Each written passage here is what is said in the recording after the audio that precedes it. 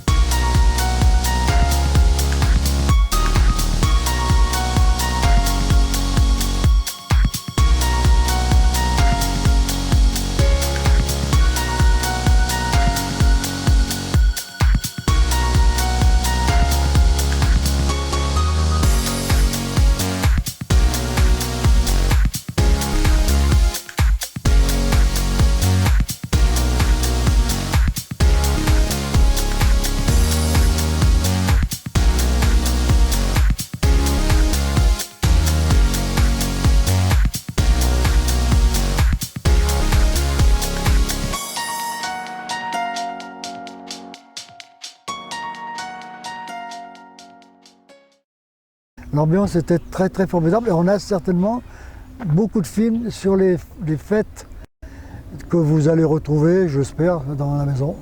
Alors on invitait bien sûr tous les parents venaient, les familles d'accueil aussi, et c'était la journée fête à Annecy.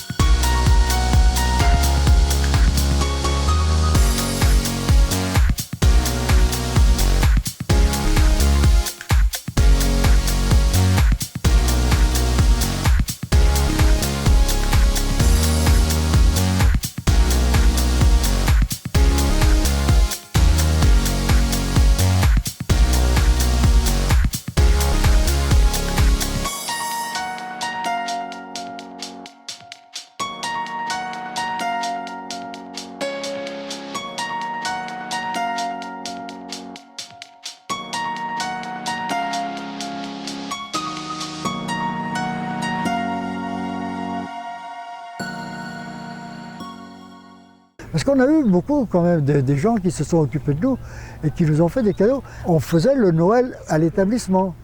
On recevait le Père Noël. Et tout le monde avait droit à son cadeau. Et les cadeaux nous venaient beaucoup des familles. Mais tant qu'il y a eu l'IMP et l'IMPRO, les meilleurs moments qu'on ait passés, c'était les veilles de sortie, parce qu'on préparait des spectacles. Et à ce moment-là, il y avait des choses formidables. Les enfants tous jouaient, on recevait les familles. Les éducateurs faisaient avec du crépon en papier, faisaient des habits, et sur les fêtes qu'on a passées, dont les grands organisateurs il y avait Bernard, Maurice, c'était les gros organisateurs, et puis chaque éducatrice ou éducateur, avec son groupe, devait présenter un spectacle. Dans les années 80, on a fait des sorties, on a même été jusqu'à la mer.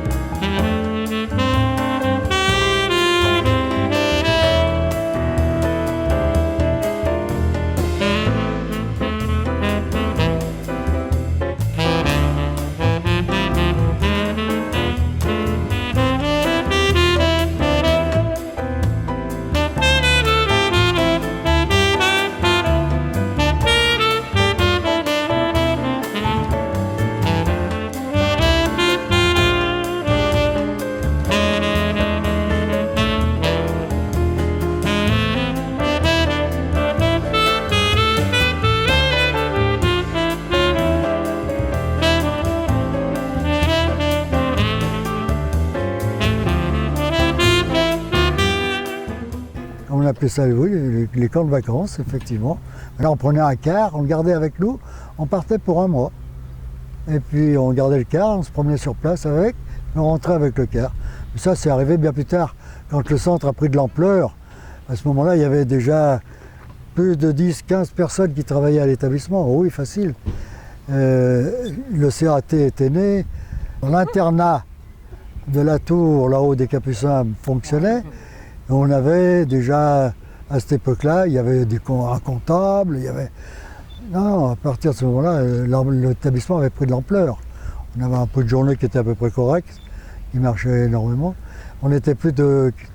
Quand on partait en camp comme ça, on était une cinquantaine, il y avait 56 enfants et adolescents.